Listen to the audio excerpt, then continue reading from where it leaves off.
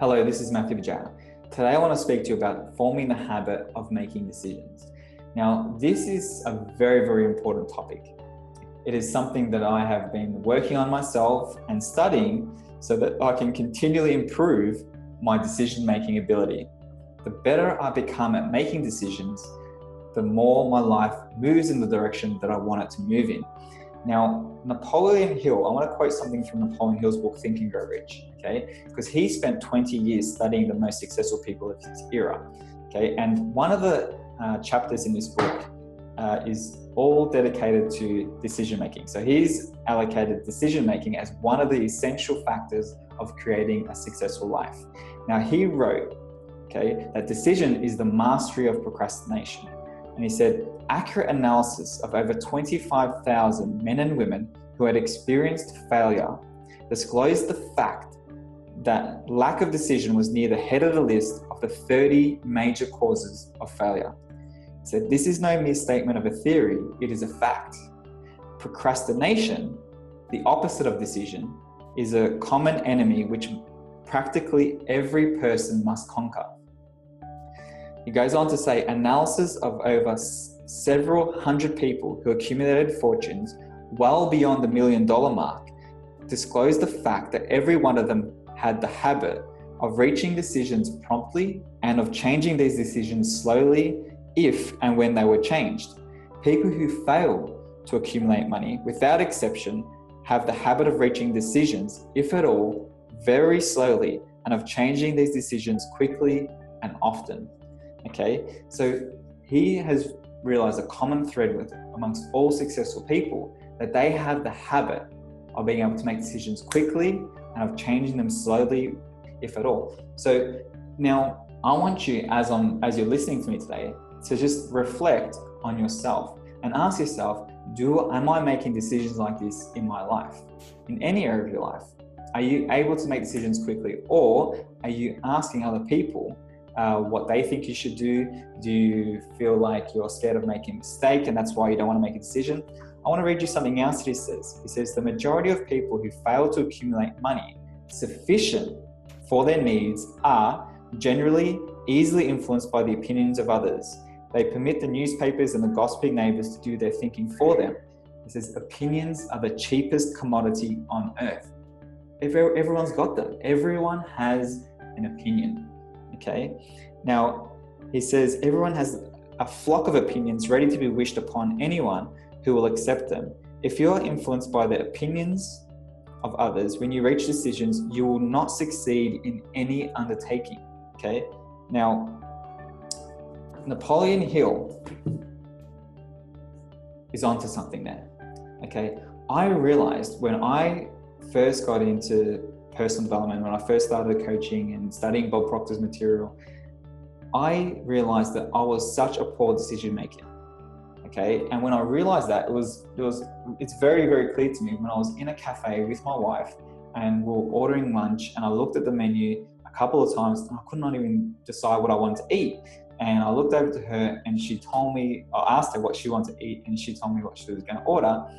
And I said, oh, that sounds nice, I'll order the same.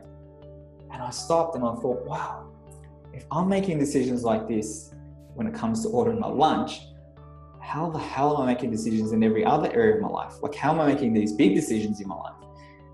And it really struck me that I needed to change it. I needed to work on being able to make decisions for myself.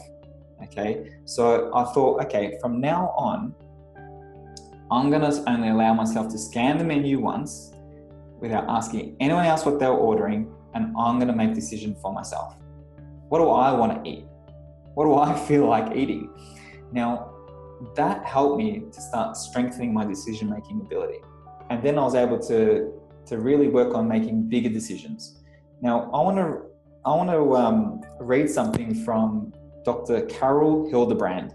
She said, there is an element that must go hand in hand with decision, and that is commitment. It must be a committed decision. Okay, most of us have weak decision-making muscles. We do not even recognize what it means to make a real decision.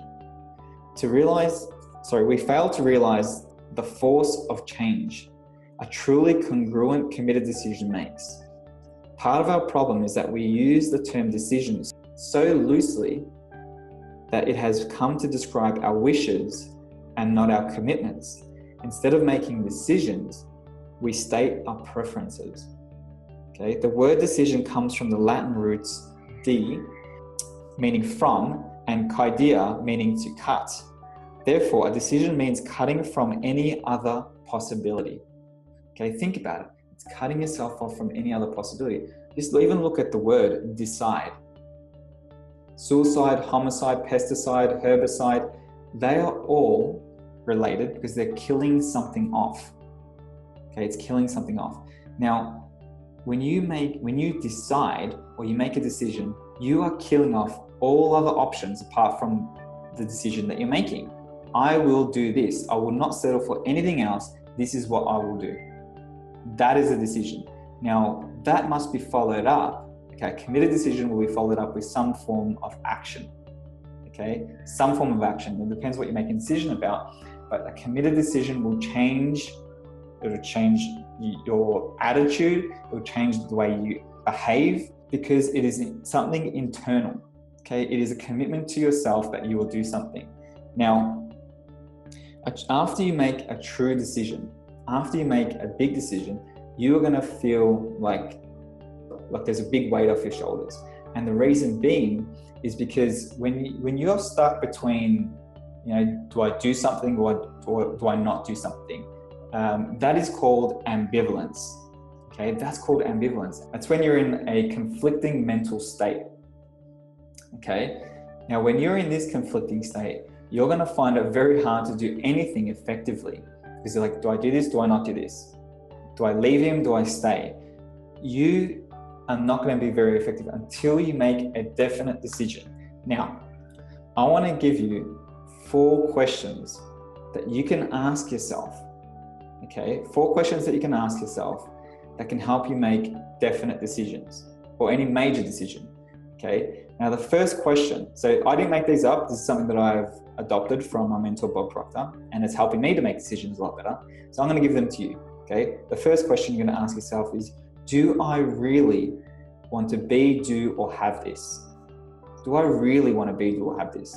The second question is, by being, doing, or having this, is that going to lead me towards my goal or away from my goal?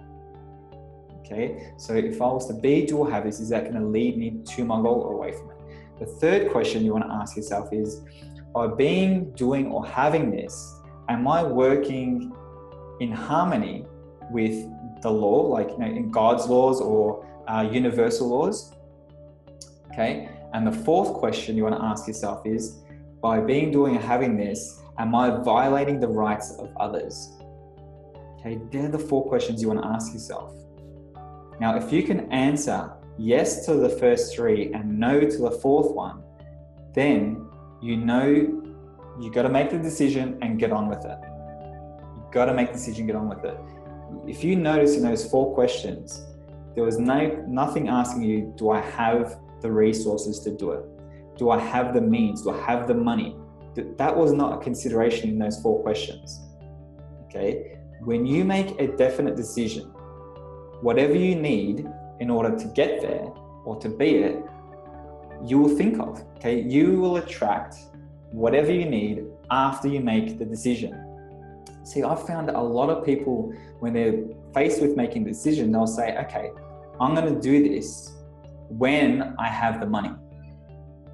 I'm going to go there when I have the money. See, that's making decisions backwards. Okay, that's how I used to make decisions. And I sometimes still catch myself thinking that way, and I have to stop and say, no, I'm thinking backwards there. Once you make the decision that you're going to do something, the way will show itself. Okay. Now, I have experienced this personally many times over the last few years. Once I started learning how to make decisions, make the decision and everything I need will be there exactly when I need it. Okay. It happened to me when I first made the decision, my wife and I first made a decision to go to Toronto to be part of Bob Proctor's 6-day Matrix seminar. Okay. And we did not have the money to be there. We did not have the money to go. Okay, we did not have the resources, the time. We only had a week from that decision to being there, we had 1 week to find all the money that we required. Okay, it was a respectable amount of money. Now, once we made the decision on the spot, we had no idea how it was going to happen. We said yes, we left some form of deposit. We left a few $1,000s deposit to be there. That moved us into action. That was a committed decision. And 2 days before we had to fly out, we had all the money that we needed. 2 days before. So within 5 days, we found all the money that we needed. Okay, the way was shown because we made a committed decision. Now we have to keep backing that decision up every single day with more and more commitment. Okay, now was it scary? Yes, it was scary. But that one decision literally altered the direction of our life. Okay, we did not know how, but we made the decision. Everything shows up every single time. Now I'm forming the habit, and I have formed the habit of doing that continuously.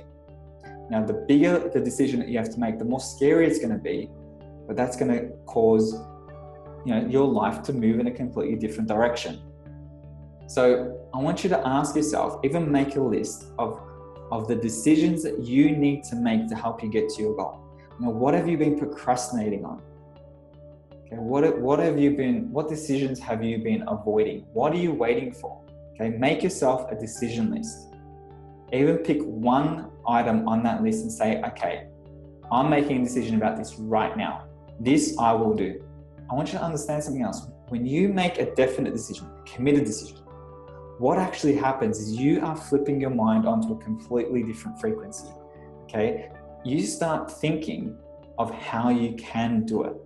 So if you avoid the decision, you don't have to go there. But if you make a committed decision, your mind will automatically get into the thought of how can I do this? And you'll start thinking of the ideas. You will get thoughts. You'll get the right people will come. People, conditions, circumstances will all be there because you have flipped your mind onto a different frequency. So I want you to really start working on your decision-making ability. I want you to really start practicing your ability to make decisions, okay? And start getting faster, right? If you look at even the most elite athletes, they're on a sporting field, NFL players and football players, soccer players, they have to make decisions very fast when they're on the field. And the best players make the best decisions really in those real split moments, okay? They make the best decisions, and that's why they're elite athletes. So you can also form that habit. You can also form that ability, but it's going to take a bit of practice. But you're only really a decision away from altering the course of your life. This is Matthew Wijaya. Thank you.